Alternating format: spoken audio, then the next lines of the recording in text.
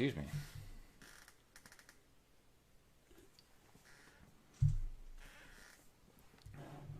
All right, best character creation tool. Let's see it.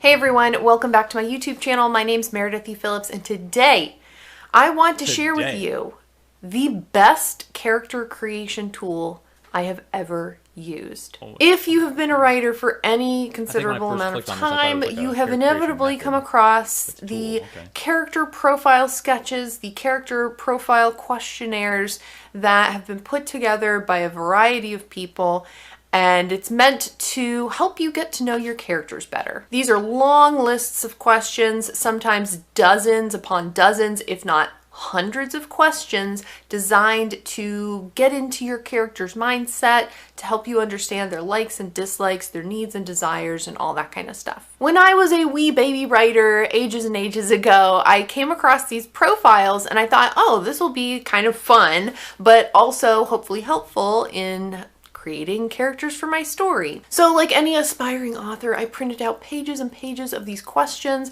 I copied and pasted them into Scrivener or Word, and I set to answering them all. What I quickly found out is that I freaking hate these questionnaires. I hate these things. I hate them. They're really long, they're super tedious, and for me, they didn't feel like they were helping me figure out my characters on any kind of deeper level. They always include questions like, what's your character's favorite color? What's their favorite TV show? What's their favorite movie? What was their favorite subject in school? And at the time, when I was using these kinds of questionnaires, I was writing young adult fantasy. And so they didn't have movies and TV shows in the world I had thought up for them.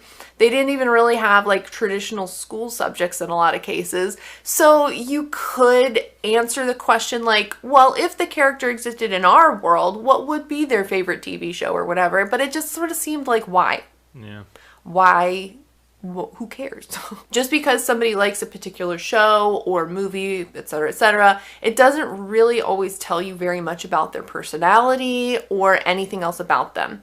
I have the perfect example of this. My grandmother, my grandma, Grammy, was a 4'10" Hungarian woman who ran a very tight ship. Her house was always neat, it was clean, everything was in its perfect place. She always had her hair done, she had makeup on, she had like an outfit on, not yoga pants, because those didn't exist back then, I don't think, but you know, like, she always looked really put together, even though she was maybe not even gonna leave the house that day. She had gray hair and the perm, the grandma perm, and if it was a windy day, she had those little gauzy scarves that she would put over the top of it and tie under her chin so that her perm didn't get messed up, okay? She was very neat and particular. She had a canister of Ovaltine for us in the kitchen, as well as a tin of cookies from which we could choose one cookie after lunch. My grandmother's favorite movie, or at least one of her favorites, was Silence of the Lambs.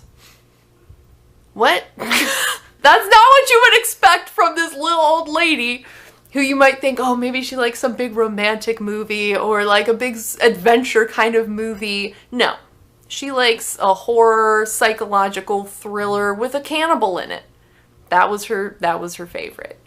So anyway, just because somebody has a like or dislike doesn't always tell you a whole lot about their character. True. So anyway, after a couple attempts at filling out different versions of these kinds of questionnaires, I basically just gave up on them and decided that they were not for me. I do know that some writers use them and really enjoy them and it helps them, and if that's you, that's totally fine. If it helps you, use it. It did not help me at all. I discarded them. So for the past couple years, I really haven't thought about using them in any way whatsoever. Well, last month, from my bookshelf, I grabbed a book that I've had on the bookshelf for years. For years. Probably since like 2017, at least. Unbeknownst to me, this book contained the best character creation questionnaire that I have ever seen. Do you know what the book is? I'm ready, but an ad's gonna come in. And I swear, if it's Sherry, okay, good. Oh, Jim good. Gordon, they thought they had a handle on this city. Serious? It's this one. It's this one. You know this one? The positive trait Thesaurus. There's also the negative trait Thesaurus. There's a whole series of these Thesaurus books by, it's Angela Ackerman and Becky. There's a whole series of these books by Angela Ackerman and Becky Puglisi. I don't know why it took me like 7 times to say it. But these are really great resources. I've had several of them literally right back here in this little basket for years now. And I've just never really looked at them. I don't know what I'm doing over here, but I'm an idiot, I guess. I know you're probably thinking, like, how did you not look at these? Because I feel like everybody knows about these books. They've been around for quite a while. I've heard about them, never used them. I've seen multiple authors, writers, etc. reference them as excellent tools. Have excellent tools right here, right there, within arm's reach, and I've just let it sit there. Now, the real purpose of these thesauri, they have basically lists in them. So this one is the positive trait Thesaurus, and so there is a list of dozens and dozens of positive traits. Empathetic, confident, ambitious, different things like that. And it gives you a huge amount of information, things to think about related to whatever that positive trait might be. So for example, under hospitable, it has the standard definition and synonyms. It goes into what might have caused the character to develop the trait, associated behaviors and thoughts for the trait, negative aspects that might develop from the trait, examples of hospitable characters from movies or other books, scenarios that a hospitable character might find challenging. Super helpful. Yeah, it's definitely a lot more work than just coming up with the actual thesaurus itself. That does set it apart from just being a thesaurus of particular words, so that is really good. When it comes to really thinking through your characters. Well, me being impatient and stupid, I guess, I thought that was the main part of the book. And it is, in all honesty. The vast majority of the book is pages just like that for all these different traits. And most people are going to flip around and kind of, pick and choose what they read. There's also 25 pages at the beginning of the book that is sort of an introduction. Does Meredith need to read an introduction? No. What a bunch of baloney. I'm just going to skip to the main event. Thank goodness. Thank goodness some writing muse smacked me over the head last month and was like, maybe you should just read it. Just read it for just 2 seconds. It'll be fine. It's 25 pages. You can read through it real fast. And I read through the 25 pages. They were very helpful. A lot of information that I feel like I already knew, but the way they were describing it and putting it together, it was bringing up all kinds of ideas in my brain. I highlighted the crap out of it, okay? And at one point they reference an appendix at the back of the book. That is the character profile questionnaire. It's only about 4 pages long, and it's not even a list necessarily. It's little chunky paragraphs with all these different questions within the paragraphs dealing with various types of aspects to a character. These questions are some of the most soul-searching, in-depth questions that I have ever been presented with for character creation. And I decided to sit down and answer the questions for the 2 main characters in my story. What do you know? What do you think happened? Well, I ended up with about 2,000 words for each character describing them. That's a good chunk. From the top of their head to the bottom of their feet and every aspect of them, according to these questions. The questions range, again, from really basic information, like what's their hair color, that kind of thing, which is fine. Okay, I'll jot that down. But then it gets really into depth with questions like, what kind of education did they receive? What is their biggest secret? And who would they not want to find out about this secret? Or how does your character handle challenges and stress or surprising events? How do they show frustration or anger? Yeah, I was going to say that basically the other one that she mentioned had a lot of what questions, but not really a whole lot much else, it sounded like. And the examples that she gave, I did, as I was skimming through them, a lot of them were whats. But a lot of those questions can become like useful if you just also tag on why. What's their favorite color? Why? Well, they like the sky, and then it's blue, so they like blue, right? Well, if you just kind of keep drilling down on like, well, why? Say if their favorite color is blue, and it's because of the sky, what is it about the sky that they like so much that makes that their favorite color? Well, they like how open it is and how it's kind of like it just goes on forever, and like they like the vastness, they like the open possibilities that it kind of presents, and like, birds are flying up in that, and like, how do we get up there as humans, kind of thing, right? Obviously that's like, pre-flight character, but yeah, like if you take some of these questions and then just tack on, like, so instead of just asking what, but you also end up asking, well, why? Well, why that? Well, why that? You just keep drilling down into these things, then those questions can become useful. But yeah, they are pretty superficial questions without having to drill down. So it is better to have questions like that, where it's like, well, what's their biggest secret, and who would they not want to know about it? Who would they be okay telling with? That kind of thing. Who, like, name 3 characters that they just would never tell, like, or like whatever kind of add-on that you want to do with that kind of thing. But having like more to it than just like, what's their favorite color? What's their favorite sports team? What's their favorite this? What's their this? Right? You have to expound a little bit more onto it to get more depth. So it could be like, what's their favorite sports team? Why is that? And who do they share that with? Like, who else in the story is a fan of this team that they get to like share in that camaraderie with? Like, who are they tied with, right? And that can tell you, about who is around that character and who they pull in closer, right? Because a lot of people who have like favorite teams and they're buddies, they're like ride or dies. So that can matter. Anger. I took several days to go through these questions really carefully and really thoughtfully for each of my characters and write out the answers to them. It was extremely helpful. I feel like I know these characters on a much deeper level than I've done with any other character in any story in the past. The other cool thing that happened as I was working... Noom. Does stress have you feeling ungrounded? Yes.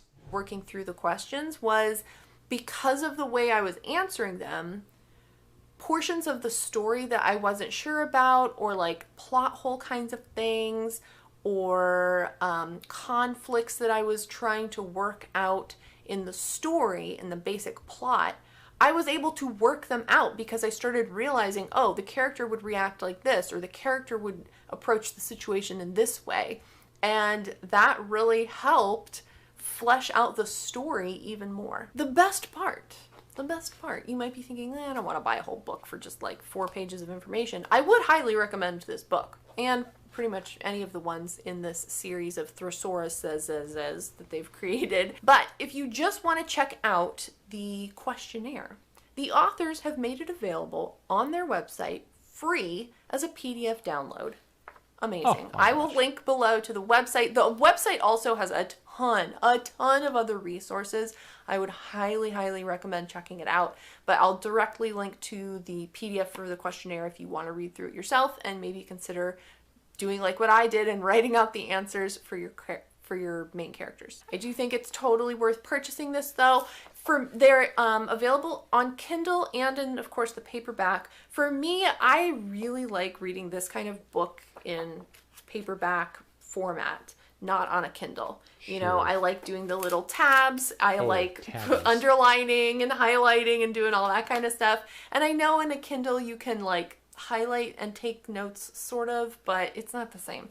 I like doing it in a real You were book. born before with paper, 2000. I get not it. a screen. So tell me in the comments, have you ever used the series of books You were born before Did you computers find were generally the in questionnaire households. helpful? Did you even use it? Have you used Yes, other me character too. profiles and liked them, not liked them. Let me know your thoughts in the comments. And if you have any tips for creating believable, realistic, empathetic characters, definitely let us know that too. If you liked this video, give it a thumbs up. And if you haven't already, make sure you click the subscribe button. I post videos on Tuesdays and Fridays. Thank you so much for watching, and I will see you next time. Bye. Bye. So, as far as what I would say when it comes to writing character and like learning about your characters, it really just comes down to core traits. I think I made a video about this. I don't know if I did or not. So if it's on my channel, you can find it. If it's not, it's not.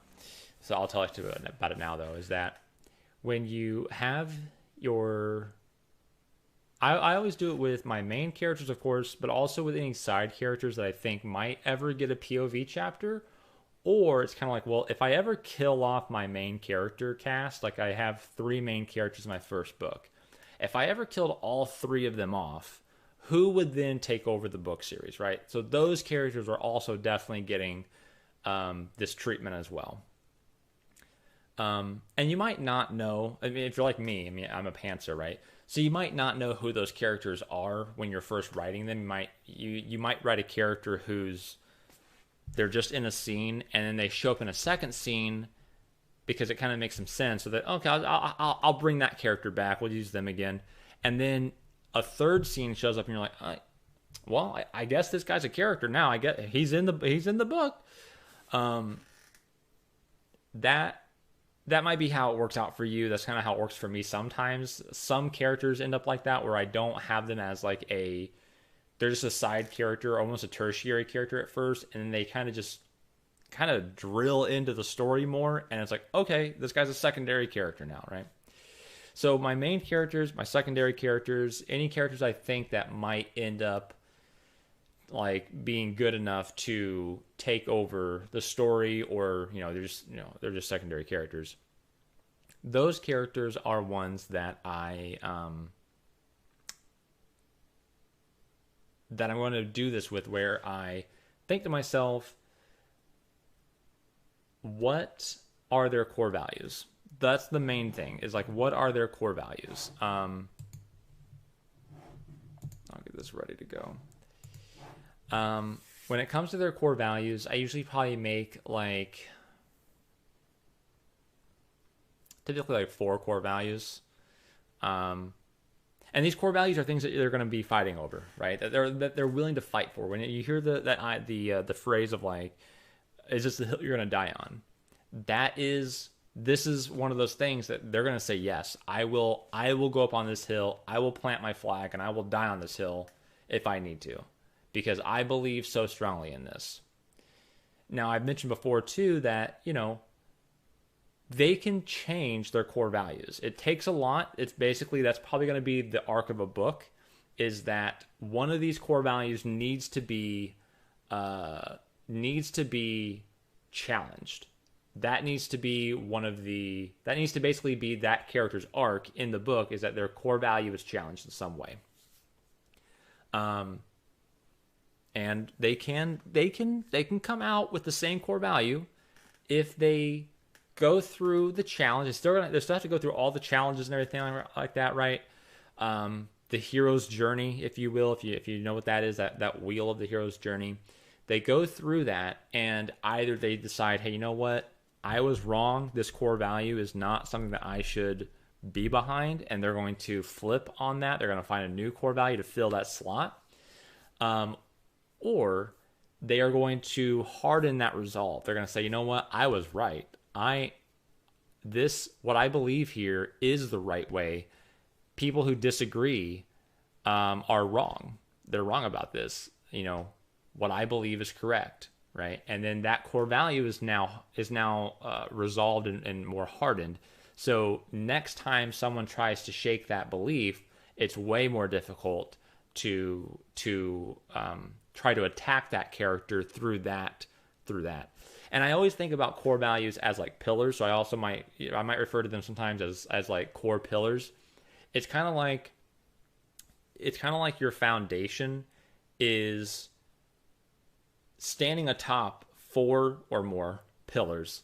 And if you remove one, that character now becomes kind of unbalanced, right? They're not used to life without that core value in place. So now they're shaken, right? The foundation is wobbly because one of the support structures is gone, right? That's how I kind of imagine it in my head. And until that core value is either reinstated or replaced, they're going to be kind of weird in this place of they don't know what's really going to happen, what's really going on. They're going to be uncertain throughout a lot of this, and that's where you have your drama and your tension.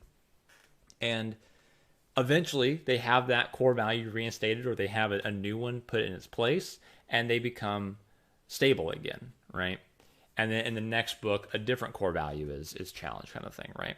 So that's why I always say know your character's core values, because not only are you going to be definitely dealing with one of them during the story. If you're not dealing with one of the core values in a story, that character's not going to have an arc. Okay? If the character's core value, if one of the character's core value, let me get close to the mic here on this.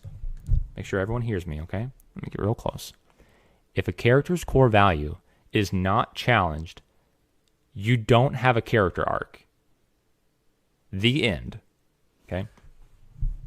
So you have to have some sort of challenge to a core principle of that character, a core value of that character. And again, like I already mentioned, it can either be changed or it can be reinforced. And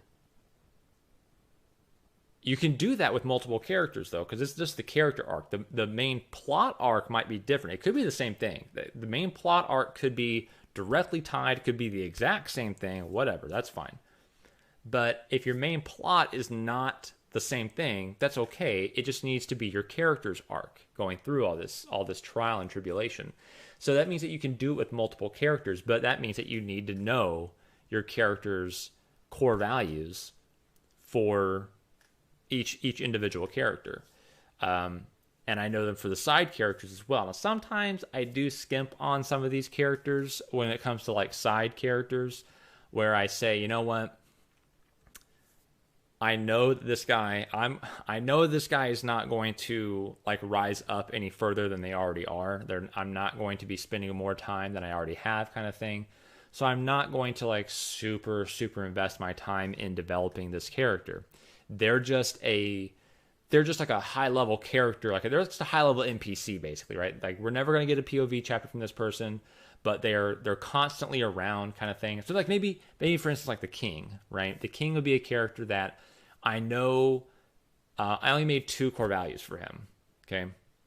But he shows up a lot in the sense that he's the king, right? My other characters will interact with him, but he never is going to be a POV character. He's never, he would never take over the book series if my other characters died, kind of thing, right? So I don't need to dive super deep into him. I just I really need to know surface layer stuff, but even that surface layer stuff, I need to have reasons for. So I need to know a couple of his pillars, right? Of what really makes him. But by knowing those pillars of different characters, that makes it to where you can know what they're going to do. So even if you put them in this really weird situation, like you don't know what's going to happen, like, oh my gosh, I was just writing and suddenly they were like there and like shit was going down. I didn't plan for this scene to happen, but it doesn't matter. You barely need to even ask yourself at this point what they're going to do, because if you know their core values, you know exactly what they're going to do in this situation. Even though they've never been in the situation, even though you didn't plan on the situation, that doesn't matter. You know what they're going to do because you know the character that well, because you know their core. So that's my advice on character creation, is just for main characters, make like 4 or 5 core values. And then you're good, because everything about that person spins out from their core values. So they're going to make all their decisions off of that. Hello, welcome back. Oh, actually, hold on.